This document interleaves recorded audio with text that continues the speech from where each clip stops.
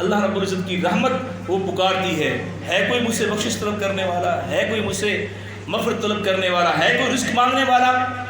تو یہ عام راتوں کے حوالے سے بھی ہے. وہ جو رات کا آخری پہر ہے جب لوگ سوئے ہوئے ہیں اور بندہ مومن، بندہ صالح جس کے دل میں رب کی محبت ہے، وہ اٹھا اور اس نے وضو کیا اور اپنے رب کی بارگاہ میں حاضر ہو گیا.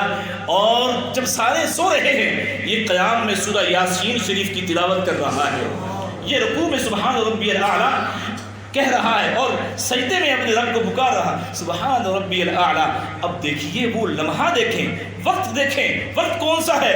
کوئی نہیں ہے، سارے سو رہے ہیں اور یہ جاگ رہا ہے اور کیا کر رہا ہے؟ کوئی غرض نہیں ہے. میں سمجھتا ہوں کہ یہ عبادت اس لیے سب سے اعلیٰ عبادت ہے کہ اس میں دکھاوا نہیں ہے، اس میں ریا نہیں ہے، کوئی دیکھ نہیں رہا. اس لیے رب کو بندے کا اس لمحے جاگنا اور سجدہ کرنا اور مانگنا رب کو بڑا پسند ہے. تو کتنا دیکھو اس کا جو ثواب ہے. جو تہجد پڑھنے والا ہے، تہجد گزار ہے، اللہ تبارک و تعالیٰ یہ برکتیں ہمیں بھی عطا فرمائے. سب کہہ دیجیے آمین. تو ابن ماجہ شریف کی حدیث یہ 1388 حدیث نمبر، جس میں 15ویں شب کو قیام کرنا اور اگلے دن روزہ رکھنا، اس کے بارے میں حضور نبی کریم صلی اللہ علیہ وسلم نے ارشاد فرمایا. اچھا، اس رات میں کچھ لوگ ایسے بھی ہیں جو محروم رہتے ہیں، جیسا کہ ابھی میں نے آپ کو حدیث سنائی. امام سیوطی اس کو روایت فرماتے ہیں کہ رحمتوں کے دروازے کھول دیے جاتے ہیں، بھلائیوں کے دروازے کھول دیے جاتے ہیں، لیکن کچھ لوگ ایسے ہیں جو اس رات بھی رحمت الہی سے محروم رہتے ہیں. کتنی بدنصیبی ہے ان کے لیے کہ برکتوں والی رات جب رحمتیں تقسیم ہو رہی ہیں، رزق تقسیم ہو رہا ہے اور بخشش اور مغفرت کے پروانے دیے جا رہے ہیں، لیکن وہ بدنصیب اس سے محروم ہیں. وہ لوگ کون سے ہیں؟ احادیث جو مختلف احادیث میں ملتے ہیں، مختلف احادیث کے اندر مختلف لوگوں کا ذکر ہے، وہ میں نے یہاں پر جمع کر دیا. نمبر 1، کینہ اور بغض رکھنے والا، جس کے دل میں مسلمان کے بارے میں کینہ ہے، بغض ہے، عداوت ہے، وہ اس رات ان بھلائیوں سے محروم رہتا ہے. جو اس رات کی برکتیں ہیں اس سے وہ محروم رہتا ہے. نمبر 2، شرک کرنے والا، وہ بھی اس رات ساری بھلائیوں سے محروم رہتا ہے. اب وہ نماز پڑھتا ہو، حج کرتا ہو، لیکن وہ اس کی عقائد کے اندر شرک شامل ہے. شرک کا معنی کیا ہے؟ کہ اللہ کے علاوہ کسی اور کو عبادت کے لائق سمجھنا، یہ شرک ہے. تو مشرک بھی اس رات ان تمام بھلائیوں سے محروم رہتا ہے. نمبر 3، ناحق قتل کرنے والا، جس نے ناحق قتل کیا اور اس کے ذمے وہ قتل اس کے گلے میں ہے، اس نے معافی نہیں مانگی، دیت ادا نہیں کی اور ان کو راضی نہیں کیا جس کو قتل کیا ہے اور توبہ نہیں کی، تو ایسا شخص بھی وہ محروم رہے گا. اور نمبر 4، بدکار عورت، فاحشہ عورت، وہ بھی اس رات محروم رہتی ہے. نمبر 5، قطع تعلقی کرنے والا، قریبی عزیزوں کے ساتھ رشتہ تعلق ختم کرنے والا، وہ بھی اس رات محروم رہتا ہے. اس کے لیے اس رات بھلائیوں سے کچھ حصہ نہیں. اور نمبر 6، شلوار تہبند ٹخنوں سے نیچے لٹکانے والا. اس سے مراد جہاں بھی یہ آتا ہے یہ ازراہ تکبر ہے، تکبر کے طور پر جو شلوار کو تہبند کو نیچے لٹکائے. نمبر 7، والدین کا نافرمان. جو والدین کا نافرمان ہے وہ کتنا بڑا حاجی صاحب ہے، کتنا بڑا نمازی ہے، کتنا ہی وہ عبادت گزار ہے اور سخاوت کرنے والا ہے، لوگ اس سے خوش ہیں لیکن والدین ناخوش ہیں، تو اس کی عبادات اور ریاست قبول نہیں ہے، اس کی دعائیں قبول نہیں ہیں.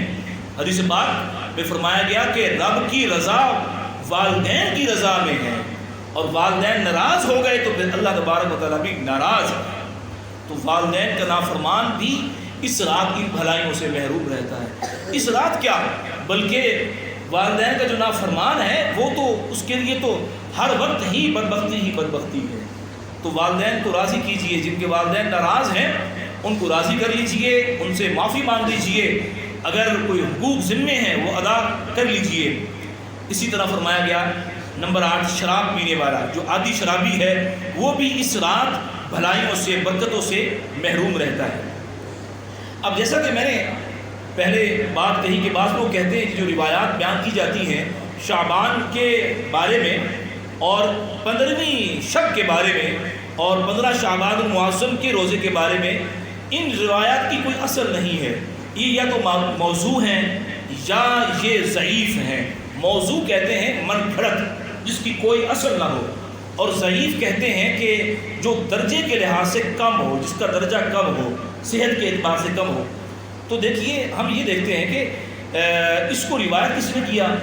جب ہم ان روایات پر غور کرتے ہیں تو ہمیں پتہ چلتا ہے کہ ان روایات کو اپنی کتب کے اندر درج کرنے والے کون ہیں؟ وہ ہیں امام بخاری، امام مسلم، امام ابن ماجہ، ابو داؤد، ترمذی، نسائی، یعنی جو صحاح ستہ کے مؤلفین ہیں، انہوں نے اپنی کتاب کے اندر شعبان المعظم کے فضائل اور مناقب اور روزے رکھنا اور 15 شب کے بارے میں بالخصوص یہ روایات انہوں نے صحاح ستہ کے اندر بیان کی ہیں۔ اور پھر امت کا معمول کیا رہا؟ دیکھیے میرے سامنے نور الاضاء، یہ بہت بڑی کتاب ہے فقہ کی، اس کا حوالہ موجود ہے کہ یہ جو رات تھی تابعین اور تبع تابعین کا یہ معمول تھا کہ وہ مساجد میں آتے اور اجتماعی طور پر آ کر وہ مساجد کے اندر ذکر و عبادات کے اندر مشغول رہتے۔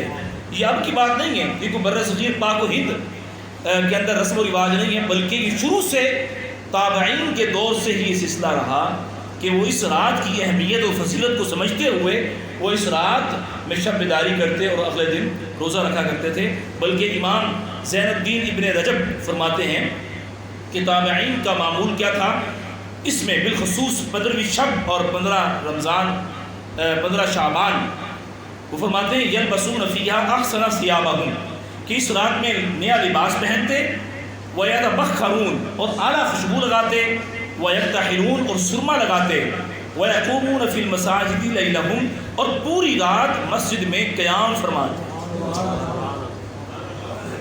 نیا لباس پہنتے، خوشبو لگاتے، سرما لگاتے اور پوری رات مسجد میں قیام کرتے۔ اچھا کیا عید کا دن ہے کہ وہ اہتمام کرتے؟ کیونکہ ان کے پیش نظر وہ ساری روایات تھی کہ یہ عام رات نہیں ہے، خاص رات ہے، آج ہم نے اپنے رب سے مانگنا ہے، التجا کرنی ہے، تو اس لیے وہ سارا اہتمام کیا کرتے تھے۔